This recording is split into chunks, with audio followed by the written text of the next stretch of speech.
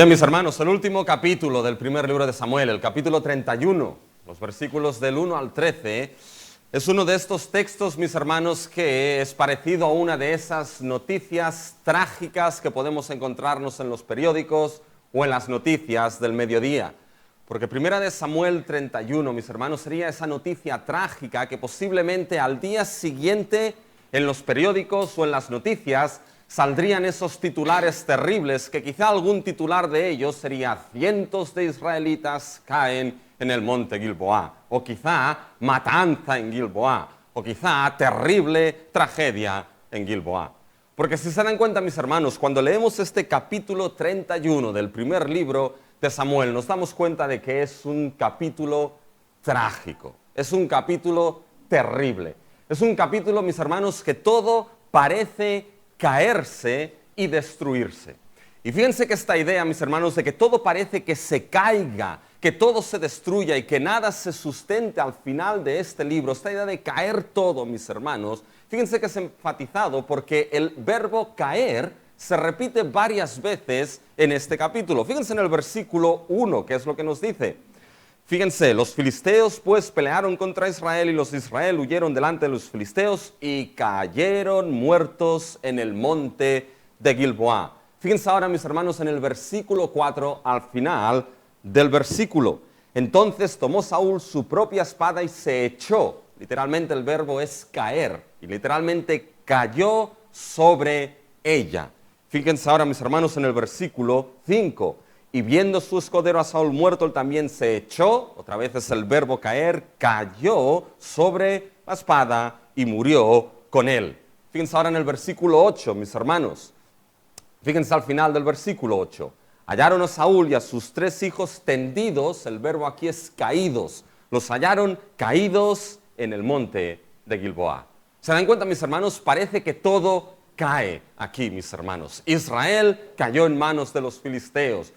Saúl cae, mis hermanos, el escudero cae. Ahora, mis hermanos, se encuentran a Saúl y a sus hijos caídos en medio del campo de batalla. Es una tragedia acontecida en el pueblo de Israel, mis hermanos.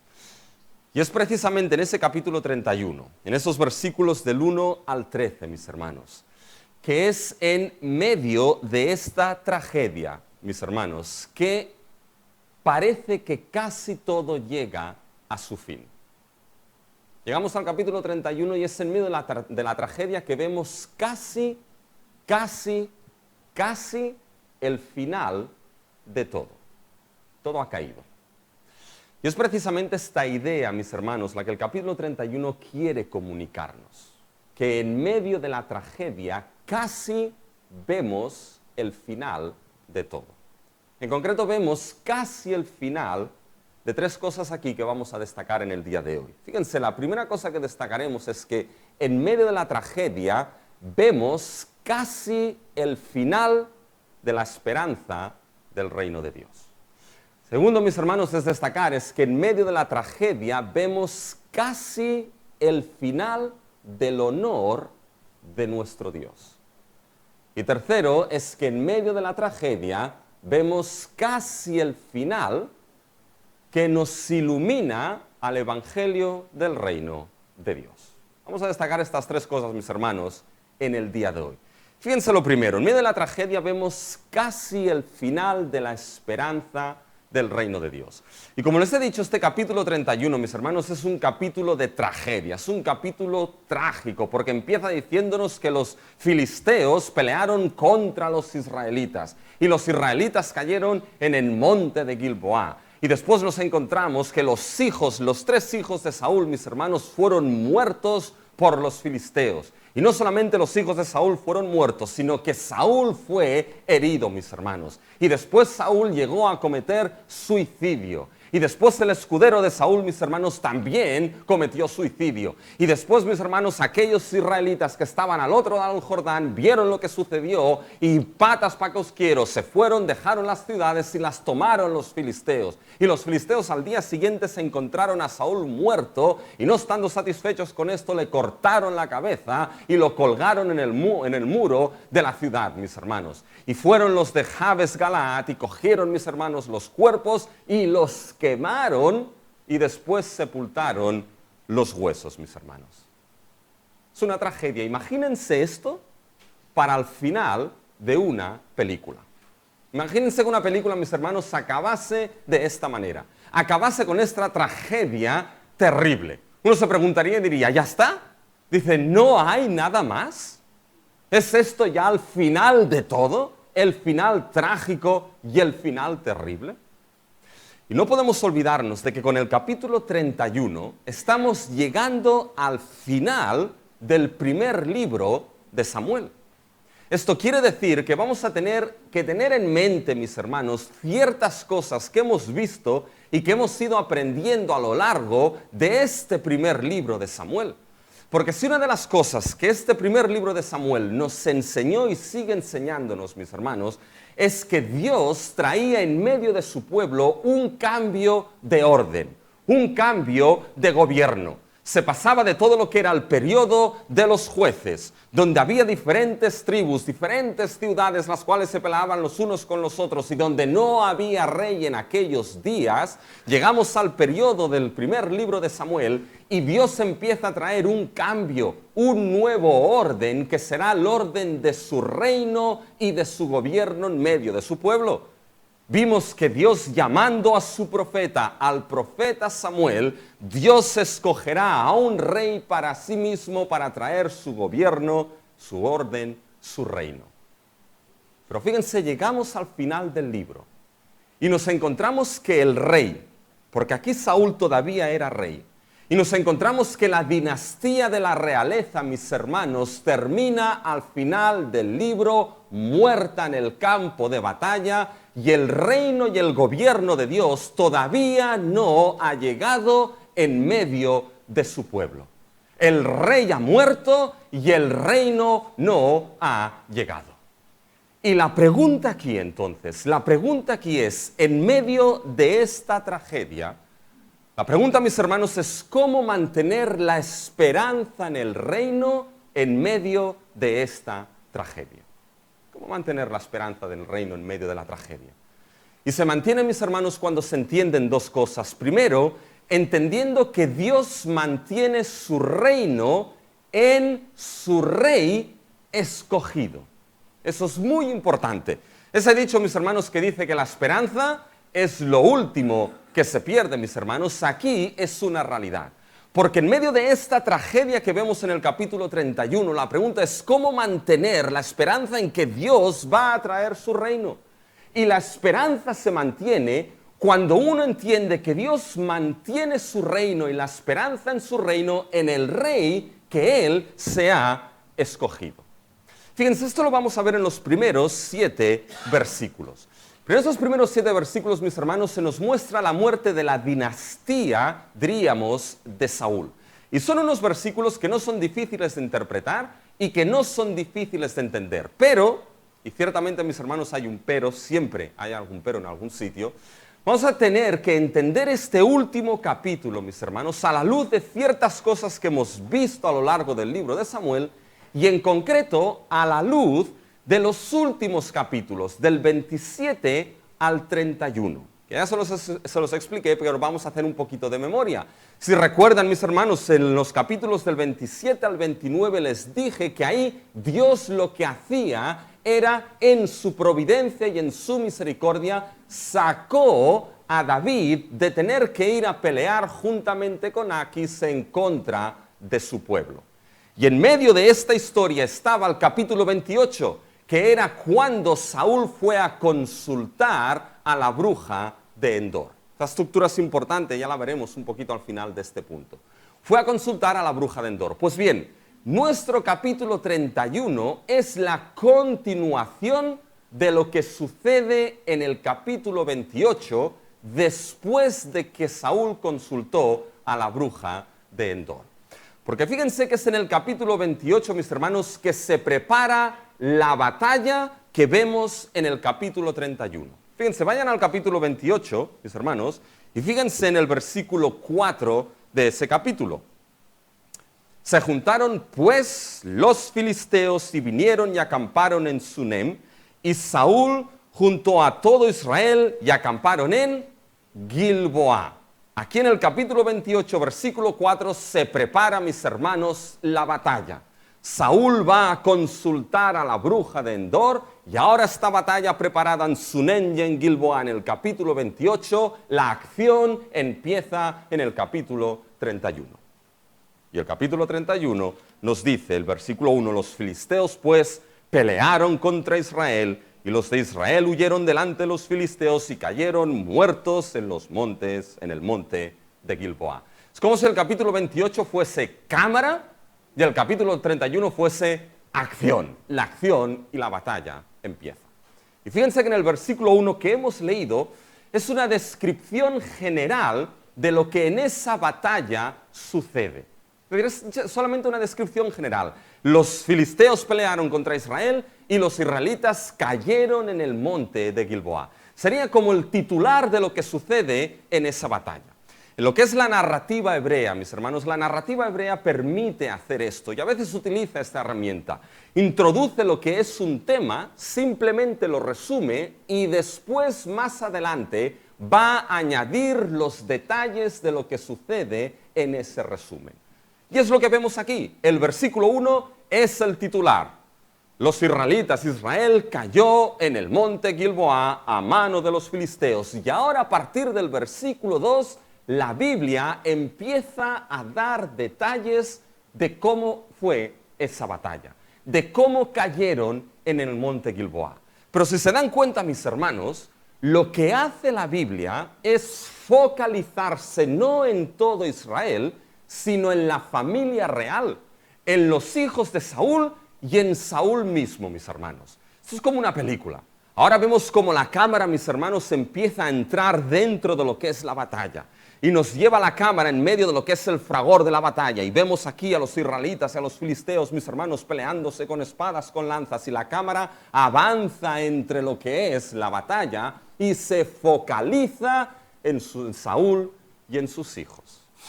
Y eso es una técnica que aquí el narrador utiliza para decirnos de que el énfasis se encuentra en lo que verdaderamente le pasa aquí a Saúl. Y la batalla se incrementa cada vez más sobre Saúl y sobre sus hijos. Hay un increscendo en lo que es el fragor de la batalla aquí. Fíjense, mis hermanos, en el versículo 2. Y siguiendo los filisteos, ahora se nos cierra la cámara y nos lleva a Saúl. Y siguiendo los filisteos a Saúl y a sus hijos. La idea de siguiendo los filisteos es la idea, mis hermanos, de que los filisteos literalmente siguieron duramente, no de cualquier manera, sino duramente a Saúl y a sus hijos. Es decir, hubo una intención aquí de ir por Saúl. Y siguiendo ya a Saúl y a sus hijos, ¿qué es lo que sucede? Fíjense el versículo 2. Simplemente es la narración de lo que sucede. No hay detalles. Mataron a Jonatán, a Abinadab y a Malquisúa, hijos de Saúl. En esa persecución, mis hermanos, los 3 hijos de Saúl cayeron en batalla.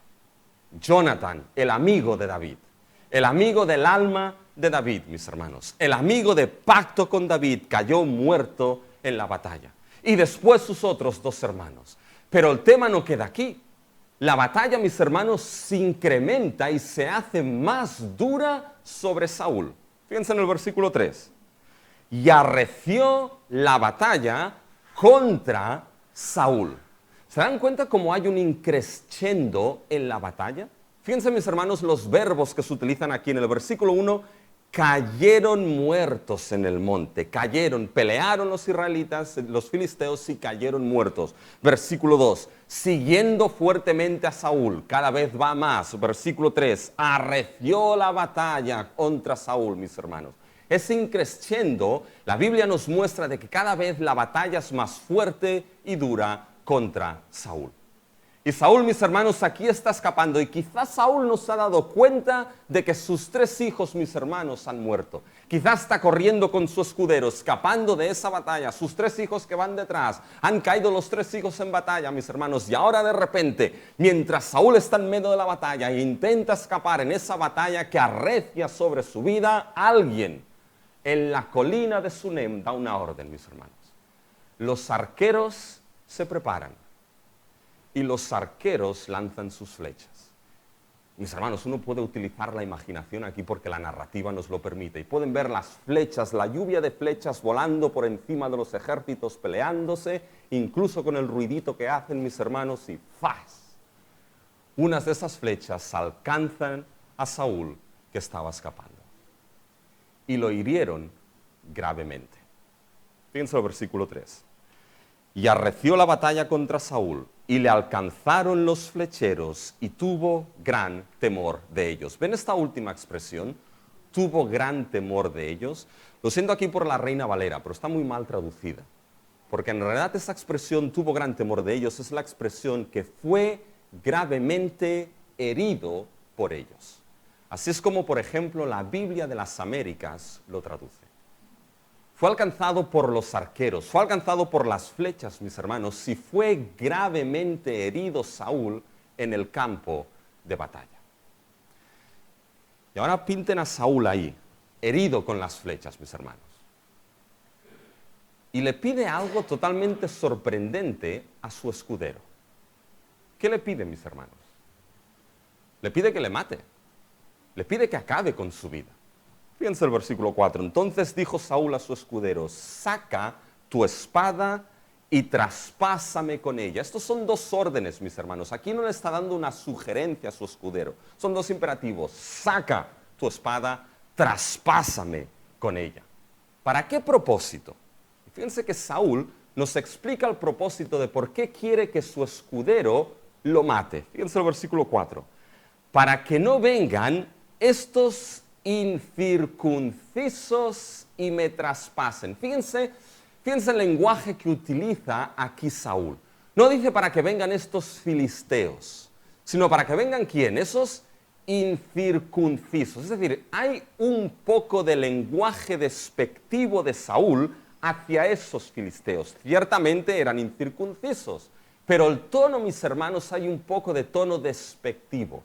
Incluso, mis hermanos, Saúl estando herido y herido de muerte aquí, es capaz de sacar un poquito de su orgullo y decir, no sea que estos incircuncisos, malos, feos, me traspasen. ¿Y por qué Saúl hizo esa petición? Piensen en eso. ¿Por qué Saúl hizo esa petición a su escudero? Saben, hay varias razones. Y una de ellas, mis hermanos, es porque Saúl sabía lo que sucedía a aquellos que habían sido heridos en batalla, heridos de muerte, y sobre todo si eran personajes importantes. Porque en aquel tiempo, mis hermanos, no había lo que se llamaban las leyes de guerra en los conflictos bélicos. Hoy en día tenemos lo que son las leyes de guerra, ¿ya?, que son un conjunto básicamente de leyes que, basado en los derechos humanitarios internacionales, determinan lo que puede o no puede hacerse en los conflictos bélicos, lo que debe o no debe hacerse en los conflictos bélicos. Es decir, son un conjunto de leyes que al fin y al cabo no sirven para nada, porque en los conflictos bélicos nadie respeta esas leyes de guerra. Pero en aquel tiempo, mis hermanos, no había. Y Saúl tenía muy claro que aquellos que estaban muertos o gravemente heridos, mis hermanos, en el campo de batalla, el tratamiento que se hacía sobre ellos no solía ser un buen tratamiento. Antes de acabar con ellos en los moribundos, mis hermanos, a muchos de ellos se les torturaba. Y a algunos, mis hermanos, se les llegaba a mutilar sus partes. Y cuando hablo de sus partes, eran miembros e incluso algunos los genitales también. Empiecen a pensar en esto, mis hermanos. No era un tratamiento bueno el que se hacía a los moribundos en el campo de batalla. Y Saúl le pide a su escudero, antes de que esto suceda, antes de que estos incircuncisos me traspasen, mátame. Pero saben, hay otra razón, mis hermanos, por la cual Saúl pide esto. ¿Y saben por qué Saúl, mis hermanos, pidió esto? Porque aquí lo primero que fue herido no fue la vida de Saúl, fue su orgullo, mis hermanos. Y es una petición de orgullo en la vida de Saúl. Saca la espada y mátame para que estos incircuncisos no me traspasen, no se diga que ellos han acabado con mi vida. Y el escudero, que al menos tenía 2 dedos de frente, al menos aquí, después en el versículo 4 el hombre, el 5 la lió, ¿ya? Pero mis hermanos, que en cierta manera temió porque Saúl todavía era el escogido de Dios, todavía era el rey, mis hermanos. Veremos que David no es coronado rey hasta el segundo libro de Samuel. Se negó a hacer esto. Y va Saúl y hace algo totalmente sorprendente, mis hermanos.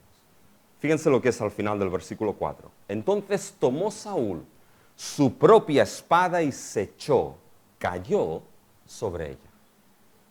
Es decir, Saúl llega a cometer suicidio, mis hermanos.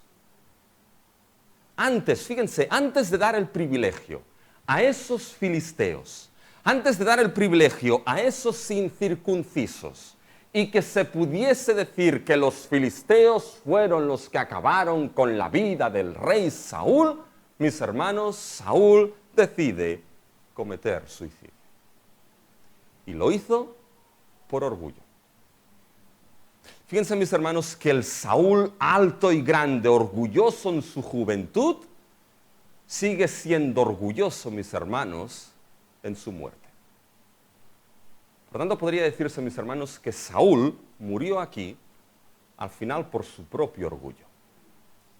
Genio y figura, hasta la sepultura. Muy bonito, pero no, mis hermanos, no. Para los creyentes eso no debe funcionar, porque hay un remedio para genio y figura hasta la sepultura. ¿Saben cuál es el remedio? El remedio se llama santificación, mis hermanos. Ser hechos y transformados a la imagen de Cristo. Pero para aquellos que no son creyentes, genio y figura puede llevarte a la sepultura, mis hermanos. Y aquí Saúl entró en el selecto club de los 6 suicidios o intentos de suicidios que se narran en la Biblia. Pero quizá uno se pregunta, bueno, ¿pero dónde se ve el orgullo aquí en Saúl? Y se ve cuando entendemos de que la muerte de Saúl aquí, mis hermanos, está descrita de manera paralela con la muerte de Abimelec que aparece en Jueces capítulo 9. En Jueces capítulo 9, mis hermanos, el versículo 54, Abimelec, que era el hijo de Gedeón, fue en cierta manera proclamado rey. Esto es lo que Abimelec significa. Mi padre es rey. Y fue proclamado rey en el periodo de Jueces, mis hermanos. Y fíjense en Jueces 9, 54, como suena muy similar a lo que sucede aquí con Saúl. Abimelec está medio muerto y dice, entonces llamó apresuradamente a su escudero y le dijo, saca tu espada y mátame. Escuchen ahora el propósito de por qué pide esto Abimelec. Para que no se diga de mí, una mujer lo mató y su escudero la atravesó y murió. ¿Qué sucede ahí en Abimelec, mis hermanos? Bueno, para no explicarles toda la historia, pues una mujer lanzó desde una torre, mis hermanos, lo que es una piedra de molino y le cayó en la cabeza a Abimelec. Ahí hay justicia retributiva, ¿ya? Porque él mató a unos cuantos también en una piedra, pues una piedra le cae en la cabeza, ¿ya? Y lo deja, mis hermanos, medio muerto. Una mujer tiró esa piedra y quedó medio muerto y Abimelec va y le dice a su escudero, oye, mátame tú para que no se diga que ¿qué? Que una mujer me ha matado. ¿Saben lo que es esto, mis hermanos? Esto es orgullo. Orgullo de macho aquí, ¿eh? Orgullo de macho, mis hermanos. Y su escudero le mató. Fíjense que lo que sucede con Saúl es muy paralelo, pero a peor. A peor, mis hermanos, porque por su orgullo no quiso que los filisteos acabasen con él, y es mucho peor, ¿por qué? Porque fue él mismo quien acabó con su vida. ¿Por qué? Por orgullo. Y ¿saben lo que vemos aquí, mis hermanos? Es que es triste. Porque nos encontramos, mis hermanos, a alguien que en las puertas de la muerte, en el umbral mismo de la muerte, antes de mirar en esa situación a Dios como su Salvador, es capaz de mirarse al mismo y morir en su propio orgullo, mis hermanos.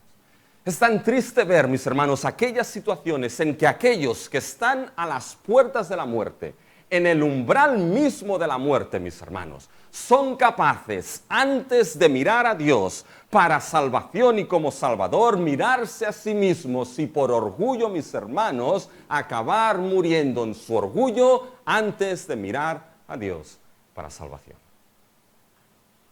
Y eso nos demuestra algo, mis hermanos, que uno puede llegar a las puertas de la muerte y decir, ya me arrepentiré y miraré a Dios cuando esto llegue. Y el orgullo es malo, porque si Dios no da arrepentimiento, eso no se va a producir. Y uno puede llegar al umbral de la muerte como Saúl, muriendo en su propio orgullo. Mis hermanos, el orgullo es malo, y más el orgullo espiritual. Y si no se trata, uno puede acabar como Saúl. Y si sigue los malos ejemplos también, porque viene el escudero y hace lo mismo. Fíjense, mis hermanos, en el versículo 5, y viendo su escudero a Saúl muerto, él también se echó sobre su espada y murió con él. Y los versículos 6 y 7, ¿qué sucede? El narrador cierra la historia. El narrador en los versículos 6 y 7 nos dice, así murió Saúl en aquel día, juntamente con sus 3 hijos y su escudero y todos sus varones. Y los israelitas que estaban al otro lado del Jordán lo vieron. Y vieron lo que sucedió. Y huyeron. Dejaron las ciudades. Y los filisteos las tomaron. Y aquí acaba todo. Qué final, ¿no? Es casi el final, mis hermanos. ¿Y saben cuál es la respuesta? La respuesta es no. Porque ahora, mis hermanos, están al final del libro de Samuel. Sí, hemos llegado, hemos llegado. Estamos al final, mis hermanos. ¿Y qué es lo que hemos aprendido del libro de Samuel? Entre varias cosas. Que algo que el libro de Samuel, el narrador, nos ha mostrado es que Dios, en su soberanía, se escogió a un rey para sí mismo. De que Dios desechó a este rey Saúl y se escogió al hijo de Isaí, David, para que él fuese el rey sobre quien sus hombros estuviese la esperanza de su reino. Tú que eres lector de Primera de Samuel, llegas a la situación trágica, pero dices, en medio de la tragedia hay esperanza. Porque ese no es el rey escogido por Dios, fue David. Dios mantiene a su rey. Y fíjense si lo mantiene, mis hermanos, que ahora echen un paso atrás. Y cojan los capítulos del 27 al 31. Y acuérdense, el capítulo 27, David se puso en un problemón grande que tenía que ir a luchar contra su propio pueblo. Capítulo 29 es el fin de esa historia. En su providencia y misericordia, Dios lo saca de ir a pelear contra su propio pueblo y lo devuelve a Siclac. Los filisteos van al campo de batalla y Saúl consulta a la bruja de Endor. Y mientras esa consulta a la bruja sucede, al mismo tiempo David está llegando a Siclac, ve que las mujeres, los hijos y las hijas están cautivos y se mueve, mis hermanos, al sur, al río de Bezor para ir a redimir a los cautivos. Se aleja cada vez más de ¿dónde? ¿Saben dónde se aleja cada vez más? Se aleja cada vez más del campo de batalla donde Saúl y sus hijos murieron. ¿Se está alejando David porque él quiere? No, mis hermanos, en la providencia de Dios, Dios aleja a su rey de la batalla final y mortal. La Biblia y esta estructura nos muestra, es Dios salvaguardando a su rey, es Dios manteniendo a su rey, es Dios protegiendo a su rey. No solamente para que no fuese a esa batalla y pelease contra su pueblo, se pudiese decir de él que mató a Saúl o alguna cosa así. Dios lo aleja y lo protege y lo mantiene para que su rey no falleciese en esa batalla. Y manteniendo a su rey, ¿saben lo que hacía Dios, mis hermanos? Mantenía la esperanza de su reino. Y mis hermanos, la esperanza de ese reino, tú que eres lector de Samuel, les aconsejo que ahora que acabamos 1 Samuel, vuelvan a leerlo todo. Lo van a ver con ojos distintos, mis hermanos. Y aquellos que somos lectores nos damos cuenta de que en medio de esta tragedia, mis hermanos, está esta esperanza. La esperanza del reino se mantiene. ¿Saben por qué se mantiene? Porque Dios mantiene a su rey. La esperanza del reino de Dios está viva porque el rey, mis hermanos, está vivo. En medio de esta tragedia, la esperanza del reino se mantiene porque el rey se mantiene, porque el rey está vivo, porque el Dios sigue teniendo a su rey.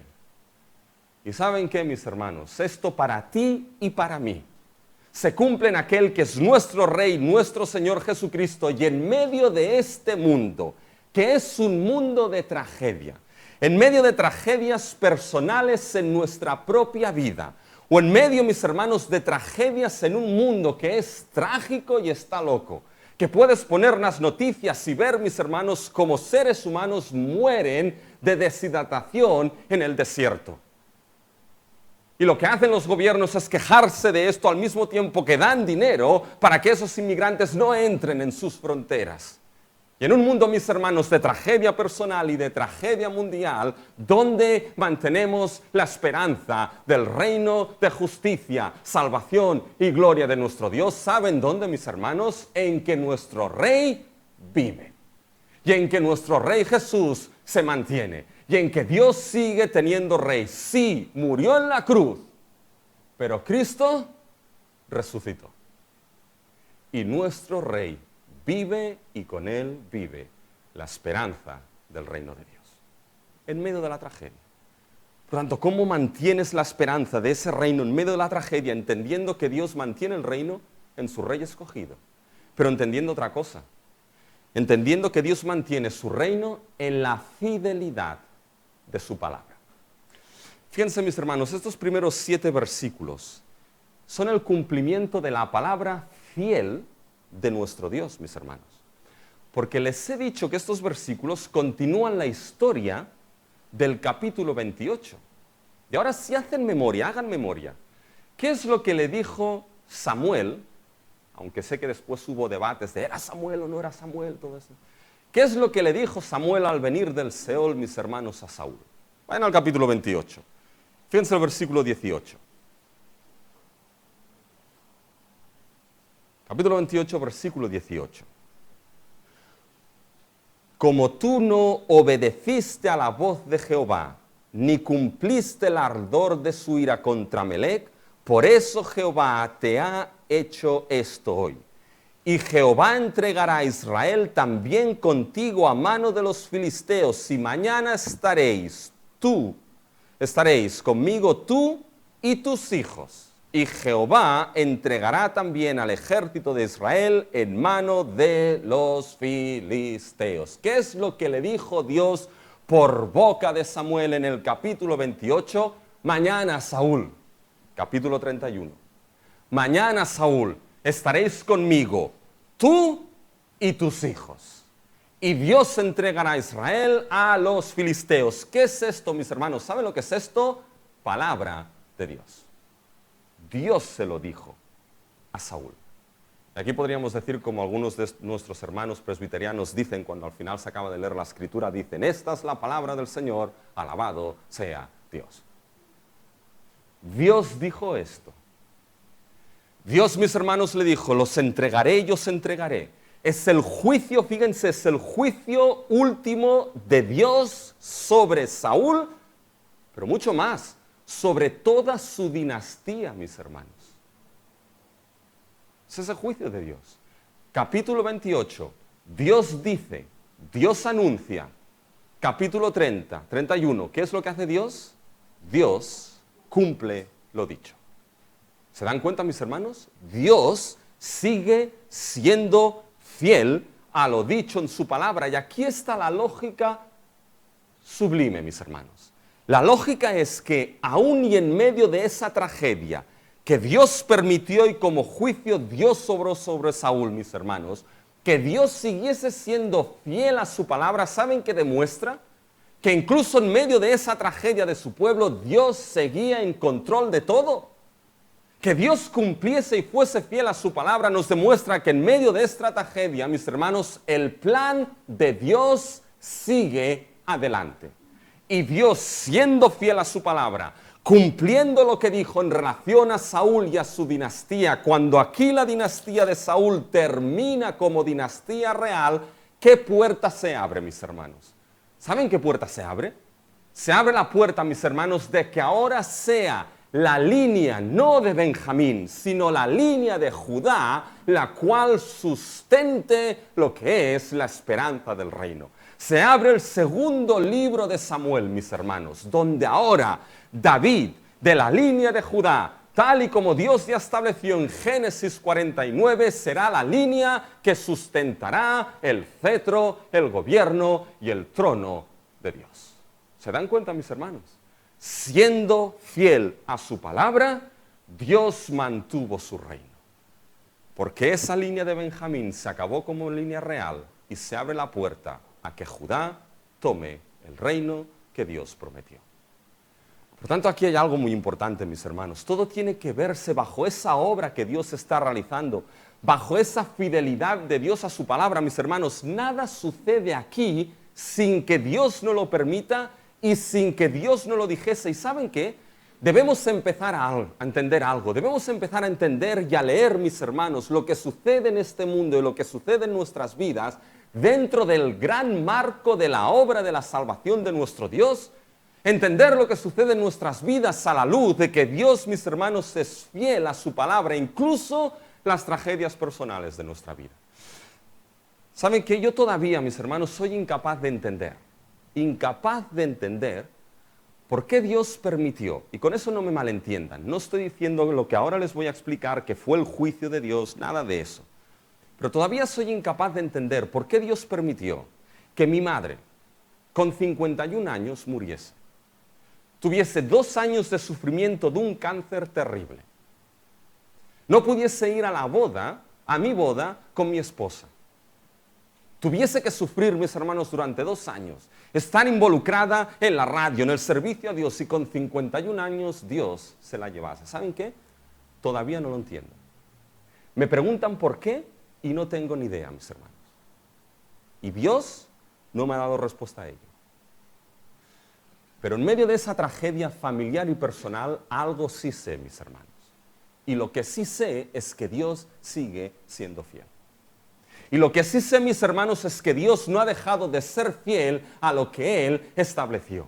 Y lo que sí sé, mis hermanos, es que todo obra para el bien de aquellos que aman a Dios, conforme a los que su llamado son llamados, mis hermanos. Y sí sé que al final, pase lo que pase en la vida, lo que Dios ha determinado en su palabra se cumplirá, mis hermanos, y al final la obra que Dios empezó en Cristo la terminará. Y cuando miramos el mundo bajo esa perspectiva de que Dios es fiel, mis hermanos, en su palabra, las cosas cambian, porque el mundo está patas para arriba, ¿sí o no? Es trágico, mis hermanos. Hace poco estaba viendo un reportaje de cuando enviaron el telescopio el James Webb, ahí arriba. ¿Ya? Y cuando llegó la primera imagen, mis hermanos, de las galaxias que el telescopio James Webb veía ahí en el universo, mis hermanos, aparece una científica delante de lo que es el ordenador, viendo esta imagen, y se puso a llorar. ¿Y saben por qué se puso a llorar esta científica? Y lo dijo ella. Dice, esto es una luz. Esto es una luz en medio de tanta tragedia en este mundo. Sí, dijo, esto es una luz en medio de la tragedia. Y mis hermanos, la luz en medio de la tragedia de este mundo la tenemos, mis hermanos, en que Dios es fiel a lo que Él ha dicho y ha decretado, mis hermanos. De que ciertamente hay mucha cizaña que crece en este mundo, pero ¿saben qué? También Dios tiene mucho trigo creciendo en medio de la cizaña, mis hermanos. Y llegará el día, mis hermanos, de que Dios ha determinado que todo se cumplirá en aquel que es su Hijo, mis hermanos, y eso sí o sí va a cumplirse. Dios va a mantener ese reino de Cristo sublime, fiel a su palabra, mis hermanos. Por eso es su palabra es donde aferrarnos en medio de esa tragedia, mis hermanos, en que Dios sigue siendo fiel, porque esa palabra nos lleva al que es el corazón de todo, nos lleva a aquel que sustenta la autoridad, el trono, el cetro eterno, que es nuestro Señor Jesucristo. En ningún otro reino, en ninguna otra persona, en ningún otro gobierno se encuentra la esperanza para este mundo y la esperanza para el pueblo de Dios. Y no digo esto por el 23J, mis hermanos, no lo digo. Pero lo digo por algo que encontré preparando este mensaje de un autor, Davis, que nota algo que es importante. ¿Dónde empieza a complicarse todo? Empezó a complicarse todo, mis hermanos, en 1 Samuel 8, en Gilboa, en el monte de Gilboa, donde Israel, ¿qué es lo que pidió? Danos un rey como el resto de naciones. Ahí, como Piqué, contigo Gilboa empezó todo, ¿ya? Ahí empezó todo, mis hermanos. En Gilboa pidieron un rey como el resto de naciones. Rechazaron a Dios como rey. Rechazaron, mis hermanos, el gobierno de Dios. Uno como el resto de naciones. En Gilboa. Y llegamos al capítulo 31, mis hermanos. ¿Y dónde acabamos? Acabamos en Gilboa. ¿Y qué es lo que vemos en Gilboa, mis hermanos? El fracaso de ese rey conforme las naciones. El fracaso, mis hermanos, de un gobierno conforme a las naciones, de un reino conforme a las naciones, de una política conforme a las naciones, mis hermanos. Porque se nos muestra aquí, mis hermanos, que el único gobierno, el único reino que verdaderamente es de esperanza, que verdaderamente es de transformación, que verdaderamente es eterno, mis hermanos, es el reino de nuestro Dios en la persona de nuestro Rey, nuestro Señor Jesucristo. Y la palabra nos muestra y nos lleva a ello. Por tanto, ¿cómo mantener la esperanza en el reino de Dios en medio de la tragedia, como vemos aquí, en entender que Dios mantiene a su rey y que Dios mantiene su reino siendo fiel a lo que Él ha establecido en su palabra? Y a eso debemos aferrarnos. Pero el segundo punto, mis hermanos, que vemos aquí, es que en medio de la tragedia vemos casi el final del honor de nuestro Dios, mis hermanos. Casi el honor de Dios llega a su fin aquí. Y fíjense, ¿dónde vemos casi el final del honor de nuestro Dios? ¿Dónde lo vemos esto? Pues bueno, lo vemos en el anuncio de un evangelio falso e idólatra.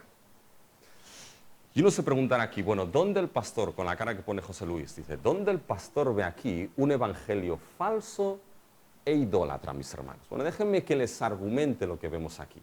Fíjense que todo esto va a partir del versículo 8, mis hermanos. Fíjense lo que sucede en el versículo 8.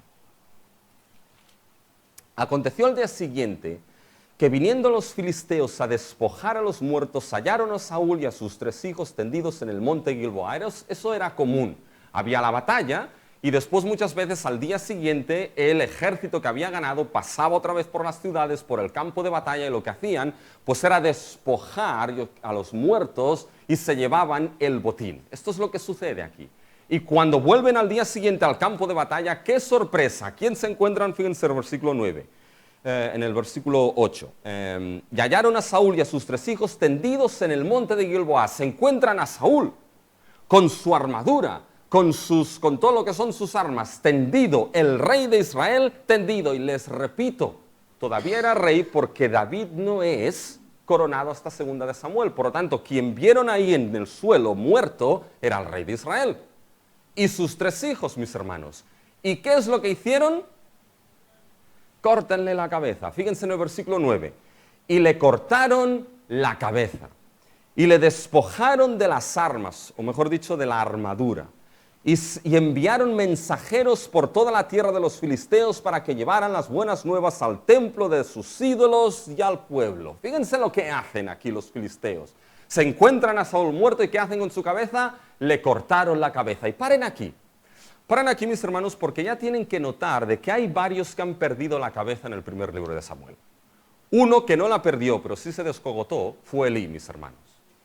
Y Elí cayéndose y rompiéndose el pescuezo, ¿qué era? Era el juicio de Dios mostrando que acababa con esa casa de Elí como la casa del sumo sacerdocio.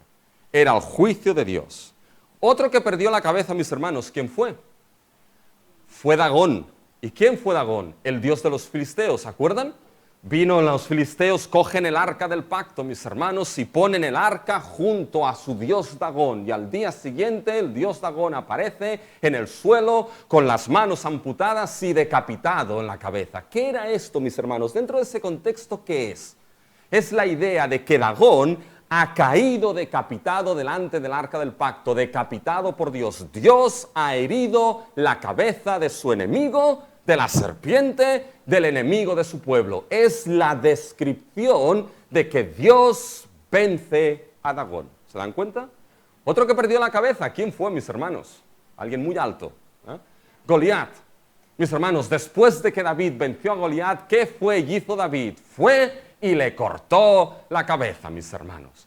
Y era eso una descripción, era eso, mis hermanos, una declaración de que ahora Jehová había dado la victoria y la salvación a su pueblo sobre sus enemigos. Dios venció sobre sus enemigos, hirió la cabeza de sus enemigos. Dios es vencedor y salvador. Pero aquí se da la vuelta a la tortilla, ¿se dan cuenta? ¿Aquí qué sucede? Aquí son, mis hermanos, los filisteos quien cortan la cabeza de quién. Quien cortan la cabeza del rey de Israel, de Saúl. ¿Y qué hicieron entonces después de cortarle la cabeza? Fíjense, lo hemos leído en el versículo 9. Vamos a leerlo. Y le cortaron la cabeza y le despojaron de las armas y enviaron mensajeros por toda la tierra a los filisteos para que llevaran las buenas nuevas al templo de sus ídolos y al pueblo, y pusieron sus armas en el templo de Astarot y colgaron su cuerpo en el muro de Bet-seán. Fíjense, mis hermanos, que las acciones que hacen los filisteos no son cualquier tipo de acciones. Le cortan la cabeza, lo despojan de su armadura y de sus armas, anuncian eso al templo de sus ídolos, que aquí era Astarot, cogen las armas, la armadura de Saúl, y la ponen ¿dónde? En el templo de Astarot, mis hermanos. Bien, esas acciones no son por casualidad, esas acciones son declaraciones, mis hermanos. ¿Saben cuáles son la declaración que aquí los filisteos estaban haciendo, cortando la cabeza, poniendo, mis hermanos, lo que eran las armas en el templo de Astarot, colgando los cuerpos en lo que era la ciudad de Bet-seán? ¿Saben qué declaración era esta, mis hermanos? Era la declaración, mis hermanos, de la victoria de Astarot. Era la declaración, mis hermanos, de que ahora Astarot era aquel dios que había acabado y cortado con la cabeza ¿de quién? Del rey de Israel. Era una declaración en aquella cultura, mis hermanos, de que Astarot había vencido y el Dios de Israel había perdido. En los periódicos saldría esto, mis hermanos, como en el capítulo 6 y 7 de 1 Samuel. Astarot ha vencido, Jehová ha perdido. Y con estas señales, con estas acciones de declaración, ¿para qué hicieron esto?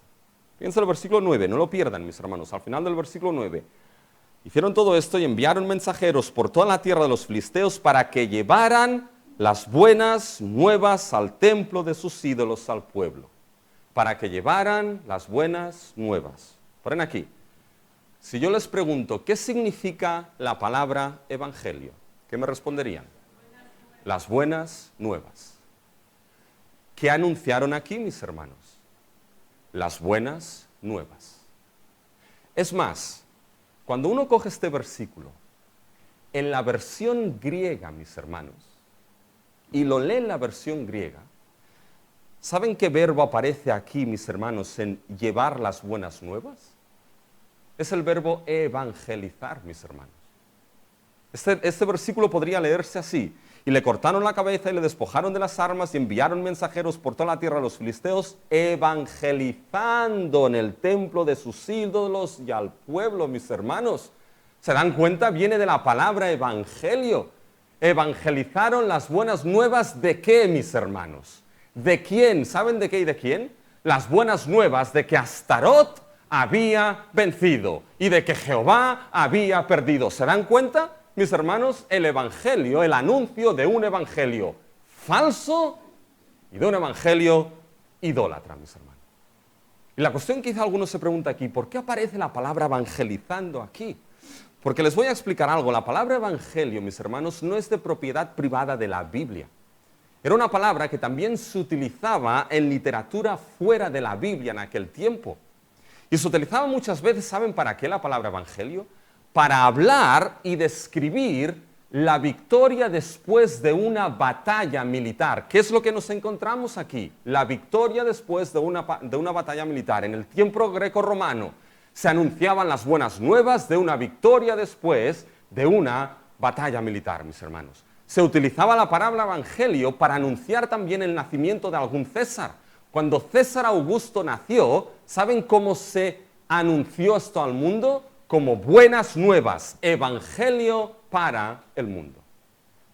Ahora, ¿saben, mis hermanos, lo que es lo curioso? No creo que es curioso, es por la providencia divina. Siempre que esa palabra evangelio aparece en literatura que no es de la Biblia, siempre es plural. Es decir, hay muchas buenas nuevas, hay muchos evangelios para el mundo, mis hermanos, pero cuando vamos a la Escritura, la palabra evangelio nunca es plural, siempre es singular. ¿Saben por qué, mis hermanos? Porque solamente hay un evangelio verdadero. Porque solamente hay una buena nueva de esperanza para el mundo, mis hermanos. Y esa buena nueva no es el evangelio de la victoria de Astarot, mis hermanos. Es la buena nueva de que Dios venció. Y venció en la persona de su Hijo. Y venció en la obra de la cruz y en la obra de la resurrección, mis hermanos. Es como Pablo le dijo a los Gálatas: si alguien viene y os predica otro evangelio, si yo o un ángel del cielo viene y os predica otro evangelio que no sea este, de que Cristo murió y resucitó, sea que, les dice Pablo, sea anatema, hundido y condenado hasta lo último del infierno, porque solo hay un evangelio verdadero de esperanza para el mundo, y es el evangelio de gracia y fe en nuestro Señor Jesucristo. Es en Jesucristo, mis hermanos, es la obra de Jesucristo donde Dios venció y tiene victoria sobre los enemigos de nuestras almas, sobre Satanás, sobre el pecado, sobre el mundo. Nuestra fe, ¿qué es lo que Primera de Juan dice? Nuestra fe en el Evangelio de Cristo, nuestra fe en que Jesucristo es el Hijo de Dios, es la fe que ha hecho ¿qué? Es la fe que vence al mundo, mis hermanos. Porque el Evangelio de Cristo es la victoria mayor que jamás ha habido y jamás habrá, mis hermanos, en este mundo. Fue en esa cruz, y Colosenses, mis hermanos, lo dice, 2:15, despojando a los principados y potestades. ¿Se dan cuenta? Los filisteos despojaron a Saúl de su armadura. Dios despojó a los principados y potestades, esos son los enemigos del pueblo de Dios, y los exhibió públicamente, exhibidos públicamente, derrotados públicamente. ¿Cómo lo hizo esto Dios? Pablo lo dice, triunfando sobre ellos. ¿Dónde? En la cruz. ¿Se dan cuenta, mis hermanos? El evangelio, mis hermanos, es el evangelio que trae gloria y honra a Dios. Es el evangelio de gracia y fe en Cristo. Es el evangelio, mis hermanos, de la victoria de Dios sobre sus enemigos en la cruz y en la resurrección. Es lo que trae honra a Dios ese evangelio. Es soli deo gloria, solo para la gloria de Dios. Y cualquier otra buena noticia, cualquier otro evangelio, mis hermanos, que sea o exalte la victoria de los ídolos, sea quien sea estos ídolos, que exalte la suficiencia humana, que exalte la sabiduría humana, que exalte al ser humano por encima de lo que Dios ha hecho, es algo que quita, mis hermanos, el honor y la gloria a nuestro Dios. Por tanto, fíjense, mis hermanos, ¿saben lo que estaba en peligro aquí, mis hermanos? Lo que estaba en peligro aquí no era la reputación y el honor de Saúl, no lo era. Mis hermanos, lo que estaba en peligro aquí era la reputación y el honor de Dios. Y saben que Dios es celoso de su gloria y de su honor. Y no va a dejar que esto quede así. Pero antes de llegar a ello, hay una pregunta. ¿Qué nos muestra casi el final del honor de Dios? ¿Qué es lo que nos muestra? Mis hermanos, nos muestra que su honor debe estar en primer lugar. Fíjense ahora la historia cómo termina. Que estas buenas nuevas llegaron a los valientes de Jabes Galaad, mis hermanos. Esas buenas noticias que para ellos no eran muy buenas. pero llegaron a los valientes de Jabes de Galaad. ¿Y qué hicieron los valientes de Jabes de Galaad? Fíjense el versículo 11 en adelante. Mas oyendo los de Jabes de Galaad esto que los filisteos hicieron a Saúl, todos los hombres valientes se levantaron y anduvieron toda aquella noche y quitaron el cuerpo de Saúl y los cuerpos de sus hijos del muro de Bet-Seán, y viniendo a Jabes los quemaron allí, y tomando sus huesos los sepultaron debajo de un árbol en Jabes y ayunaron 7 días.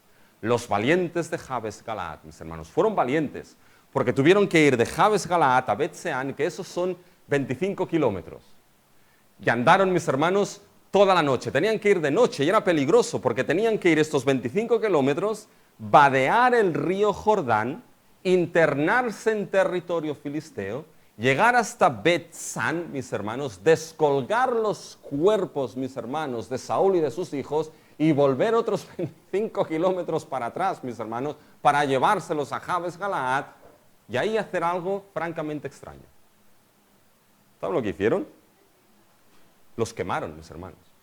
Los quemaron allí, al final del versículo 12, y los quemaron allí, mis hermanos. Y esto es sumamente extraño en el judaísmo, porque no se queman los cuerpos. Mis hermanos, en Génesis 3:19, del polvo eres y al polvo volverás. Solamente quizás pudieron quemar aquí los cuerpos porque habían estado colgados y podían haber sido consumidos por animales, mis hermanos. Israel no tenía tanto problema, mis hermanos, en el tema de salvaguardar los cuerpos como eran los egipcios, ¿ya? Pero fíjense que aquí lo que hicieron, los quemaron. Lo que sí era importante para ellos eran los huesos. Los huesos debían sepultarse. El judaísmo, los israelitas sepultan, mis hermanos, se entierran. Tenemos un ejemplo claro de esto en los huesos con José. Fíjense en Génesis 50:25. E hizo jurar José a los hijos de Israel diciendo: Dios ciertamente os visitará y haréis llevar de aquí mis huesos. Por tanto, mis hermanos, estaba permitido que se pudiese quemar el cuerpo si había sido consumido por animales, posiblemente, si estaban en descomposición, para que entonces la piel pudiese soltarse de los huesos y después pudiesen sepultarse esos huesos. Noten que sepultaron los huesos, por lo tanto no incineraron los cuerpos, no los incineraron. Porque desde el punto de vista de aquel tiempo en el judaísmo, lo que era la incineración, mis hermanos, era una profanación terrible en Israel. Fíjense lo que Amós dice en el capítulo 2, versículo 1, en cuanto a Moab. Así ha dicho Jehová: por 3 pecados de Moab y por el 4º no revocaré su castigo, porque quemó los huesos del rey de Edom hasta calcinarlos. Aquí los de Jabes Galaad no hicieron esto, mis hermanos. Quemaron el cuerpo, la carne, pero sepultaron los huesos. Ahora pregúntense, ¿por qué hicieron esto los de Jabes Galaad, mis hermanos? ¿Por qué hicieron este viaje tan peligroso? ¿Y saben por qué lo hicieron? En parte por un acto de gratitud a Saúl. Porque si estamos despiertos, mis hermanos, y nos acordamos un poquito del capítulo 11 de Samuel, en el capítulo 11, mis hermanos, había uno que se llamaba el Nahash. ¿Se acuerdan de Nahash, mis hermanos? Nahash el amonita, que era aquel que iba sacando los ojos derechos a todo el mundo, mis hermanos. Y básicamente Nahash el amonita fue a Jabes Galaad y les dijo: oye, vamos a ver qué hacemos aquí, nos voy a invadir, pero tenéis que sacaros todos el ojo derecho, porque entonces no podían pelear, ¿ya? Tenían el escudo que se tapaba en el izquierdo, sin derecho, como peleas, ¿ya? Entonces, mis hermanos, era Nahash el amonita, la serpiente amonita. Saúl se entera de esto y por el Espíritu Santo, mis hermanos, va Saúl con sus hombres y acaba con Nahash el amonita y libera a los hombres de Jabes Galaad. Capítulo 11. Y esto se quedó en la conciencia de los hombres de Jabes Galaad. Y ahora aquel que era, mis hermanos, su salvador, lo recordaron. Y en señal de gratitud, mis hermanos, fueron a sacar el cuerpo de Saúl y de sus hijos y a sepultarlo, mis hermanos. Fíjense que fue un acto de gratitud, pero hay algo más ahí. ¿Saben lo que hay ahí detrás, mis hermanos? Hay una declaración de que al final Astarot no tiene la victoria final. Hay una declaración, mis hermanos, de que sacando lo que es el cuerpo de ese Salvador y sepultándolo, hay una declaración de que el honor de Dios no quedará por los suelos, mis hermanos. de que Astarot aquí no tiene la palabra final, de que Astarot aquí no tiene la victoria final, mis hermanos. ¿Y qué es lo que aprendemos de estos valientes de Jabes Galaad? Mis hermanos, fíjense, por un lado aprendemos de que el honor de Dios es lo que tiene que estar en primer lugar y por encima de todo. Mis hermanos, que el honor a Dios es lo que tiene que estar en primer lugar en nuestras vidas y que todo aquello que quite el honor a Dios, que quite el lugar, mis hermanos, de ese evangelio precioso de nuestro Señor Jesucristo, mis hermanos, debe ser sacado porque nada ni nadie puede quitar la gloria y el honor de aquel que es nuestro Dios en la persona de nuestro Señor Jesucristo. Y aquí lo hicieron con este acto de gratitud. Por tanto, fíjense, nos muestra que la gratitud en el pueblo de Dios es importante. Hacerlo todo con acción de gracias, mis hermanos, porque la acción de gracias, ¿saben lo que es al fin y al cabo? La acción de gracias, mis hermanos, es un reconocimiento de que todo en nuestra vida, mis hermanos, de que todo en nuestra vida, sean tragedias, sean momentos de gozo, sean momentos de llanto, sean momentos de alegría, mis hermanos, queda en las manos y el control de nuestro Dios, mis hermanos. Y en esos momentos de tragedia o de alegría, mis hermanos, nuestra gratitud es una expresión que demuestra de que nuestro Dios debe recibir el honor y la gloria en todo momento de nuestra vida. Y debemos darle el honor, mis hermanos. ¿Saben por qué? Porque Dios no dejó que su honor quedase por los suelos. Porque sí hubo un rey, mis hermanos, que fue colgado en un madero, pero no fue dejado en este madero. Fue sepultado. Y al tercer día, mis hermanos, resucitó. Y declaró que Dios tiene todo el honor, gloria y alabanza que merece. Y ese es el Evangelio de nuestro Señor Jesucristo. Y ahí es donde nos lleva este texto final, mis hermanos. En medio de la tragedia vemos casi el final que nos ilumina al Evangelio del reino de Dios. Y fíjense que en este tercer y último punto, mis hermanos, nos ilumina precisamente el Evangelio de Cristo, el Rey, y la victoria del reino de Dios. Ahí, ¿no? Fíjense, mis hermanos, ¿qué es lo que vemos aquí? Fíjense que llegamos ya a lo que es este final, mis hermanos, pero este final nos ilumina precisamente a Cristo y nos ilumina al Evangelio, mis hermanos, porque hemos visto que sí, acaba de una manera trágica, pero hemos visto que hay esperanza, mis hermanos, que hay luz en medio de esta tragedia. Y como les he dicho, mis hermanos, que este capítulo 31 acaba así, abre las puertas a Segunda de Samuel. Y es curioso, en nuestras vidas, sé que pone un título Segunda de Samuel en vuestras Biblias. Bien, cuando vamos a la Biblia hebrea no hay título ahí. Se salta directamente del capítulo 31 al capítulo 1 del segundo libro de Samuel. La historia, mis hermanos, continúa.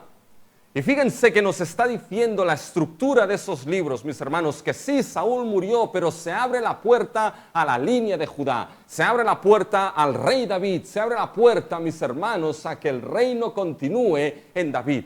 Y en el primer capítulo del segundo libro de Samuel, nos encontramos como David, mis hermanos, de una manera sorprendente. Después de todo lo que Saúl había intentado hacer con él, David, a partir del versículo 19, mis hermanos, del capítulo 1 de Segunda de Samuel, dice: ha perecido la gloria de Israel sobre tus alturas, cómo han caído los valientes. No lo anunciéis en Gad, ni deis las nuevas en las plazas de Ascalón, para que no se alegren las hijas de los filisteos, para que no salten de gozo las hijas de los circuncisos, monte de Gilboa, ni rocío ni lluvia caiga sobre nosotros, sobre vosotros, ni seáis tierras ofrendas. Hace, mis hermanos, lo que es un epílogo final de la vida de Saúl y de la vida de sus hijos. Sorprendente David, mis hermanos. Aún y con lo que le hizo, tiene gratitud por ese rey Saúl, mis hermanos, que cayó en Gilboa. Pero la historia continuará y en el capítulo 7 de 2 de Samuel, Dios hará pacto con David. ¿Y saben qué le prometerá a David? Trono, reino y gobierno. Y le dirá: este trono, reino y gobierno será un trono eterno, un reino eterno y un gobierno eterno a través de aquel que será un hijo fiel, y yo le seré a él por padre, mis hermanos. Se están esperando el punto 3.1, es ese punto de que nos lleva a Cristo el Rey y el Evangelio de Cristo, ¿ya? Fíjense, mis hermanos, que Dios hará ese pacto con David. Y fíjense que ese pacto con ese hijo fiel, mis hermanos, solamente es ¿quién? No fue Salomón, mis hermanos, que de fiel, no lo fue. ¿Ya? Pero mis hermanos, es nuestro Señor Jesucristo, el Hijo a quien Dios le llamó Padre, es el Hijo de Dios, mis hermanos, y Dios es su Padre, que fue fiel hasta la muerte de cruz, y Dios le ha dado el trono, el gobierno y el cetro eterno de David, su Padre. Fíjense, mis hermanos, y tenemos que cerrar aquí, mis hermanos. Les aconsejo que vuelvan a leer todo el libro de Primera de Samuel. Y les digo que lo van a ver con otros ojos, mis hermanos. Y si tenemos que sacar de aquí de manera última algunas enseñanzas, ¿qué nos ha enseñado el primer libro de Samuel, mis hermanos? Y es algo que no podemos perder de vista, mis hermanos, que Jesucristo es nuestro Rey. Jesucristo es el Rey de Reyes y Jesucristo, mis hermanos, es el Señor de señores. Nos ha enseñado que es sobre Cristo Jesús donde está la esperanza y ese reino de restauración, ese reino de perdón y ese reino de salvación, mis hermanos. Nos ha enseñado que como cristianos y como iglesia debemos vivir bajo la realidad y la esperanza del reino de nuestro Señor Jesucristo y bajo los principios del reino, mis hermanos, que no es una opción, que ahí hemos sido llevados por nuestro Señor Jesucristo. La pregunta aquí es, ¿viviremos bajo esos valores? ¿Viviremos bajo este reino? ¿Viviremos en la fidelidad, mis hermanos, a nuestro Rey?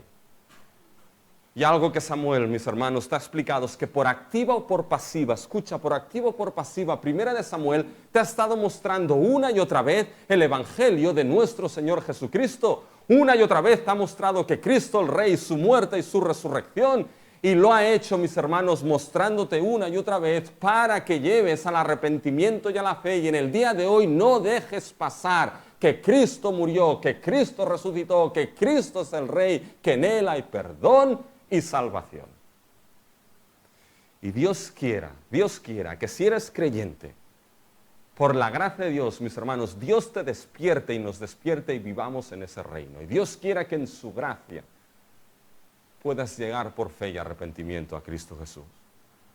Porque esta última tragedia nos enseña algo. Mis hermanos, que aún en la tragedia de nuestra vida y de este mundo, ¿saben qué? Podemos tener gozo y esperanza, porque Él vive. Y la esperanza del reino está en el que vive. Podemos, mis hermanos, como el apóstol Pablo, decir, en todo regocijaos, tengamos gozo. ¿Por qué? Porque nuestro Salvador vive. Y el reino, mis hermanos, llegará un día que será plenamente consumado cuando nuestro Rey vuelva. Así que, mis hermanos, vivamos a la luz de este mensaje glorioso de Primera de Samuel que nos lleva a nuestro Rey, nuestro Señor Jesucristo.